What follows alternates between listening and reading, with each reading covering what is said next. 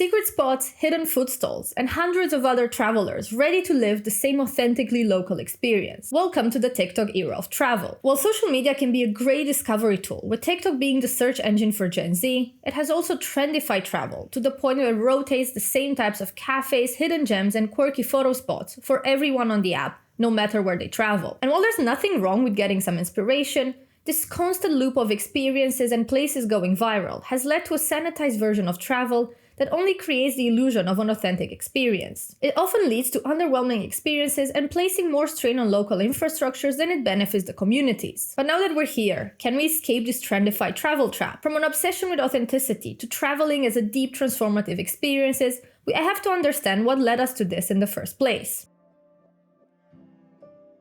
Somewhere along the line of convenient travel, social media, and rising individualism, being a tourist became deeply uncool, at times even shameful. In his show No Reservations, which premiered in 2005, Anthony Bourdain encouraged people to be travelers, not tourists, by engaging with the place they visit through food, experiences, and interactions with locals. But there's a long way from that to the judging attitude with which we look at tourists today, and more factors are to blame. On one hand, we have what I previously called the paradox of uniqueness. It's this loop in which we constantly seek to be unique, but because we operate in the same, usually online echo chambers, this uniqueness ends up being the same as everyone else's. Being a tourist inherently means being similar to others, visiting the well-known sites, restaurants, and museums, while a traveler is able to find hidden gems or lesser-known spots. In this constant search of uniqueness, being a traveler is much more desirable. As this Reddit user very accurately points out, a tourist is someone who enjoys visiting other places, and a traveler is the same, but also worried that the locals will realize they're a tourist, highlighting how being a traveler has gained some sort of superiority over being a tourist. But throw social media in the mix, and everyone is now a traveler on the hunt for the most secret spots.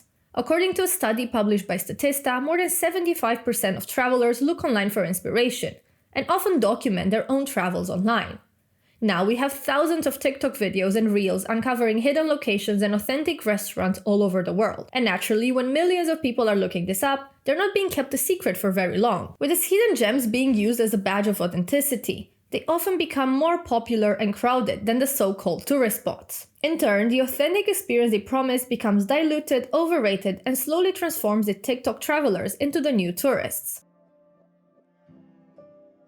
A level up from travelers are the local cosplayers. They're the ones who don't just seek new experiences, but to replicate the exact way locals live, or at least their idea of it, which can often translate into othering the locals and turning them into stereotype props. The rise of travel content that focuses on a local experience has developed into a trend in which travelers try to one-up each other on their localness. This type of content often focuses on reinforcing stereotypes and going to extremes just to manufacture an authentic experience. Are you suggesting that all Thai people live without air conditioning and never eat cheeseburgers? Walk into any Burger King in Bangkok, and I assure it will be packed with Thais eating Whoppers. It will probably be air-conditioned too, says travel blogger Brent on the Road about this topic. This highlights the discrepancy between what these people portray as local life and how the locals actually live. While it's normal that a visitor wants to experience the things he doesn't know, manufacturing a local experience based on stereotypes makes this type of content feel reductive and minimizes meaningful interaction with the locals who end up feeling tokenized.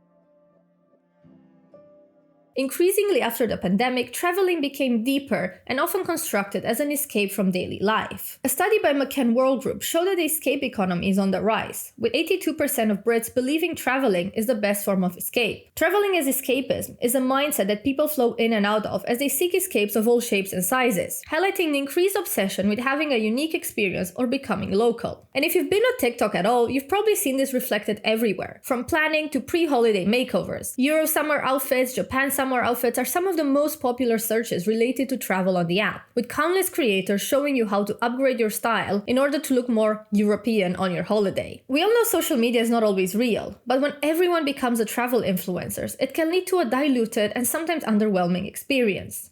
The camera has shifted, the lens turned, and we've put ourselves into the spotlight. We're the stars, broadcasting an alternative reality to all our fans back home. But now that we're here, how can we escape this TikTok travel trap?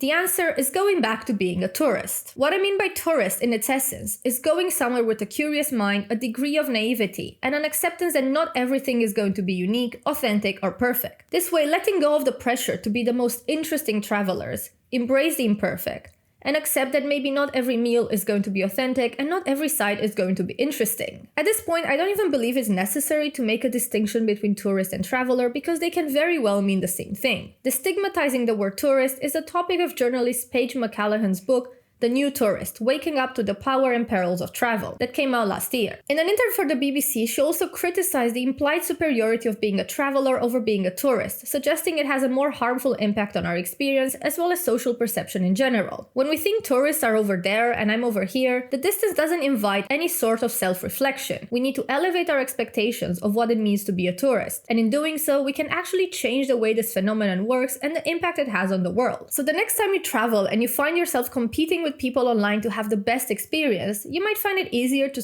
take a step away from the curated feeds, place your phone in your bag, and look at your surroundings.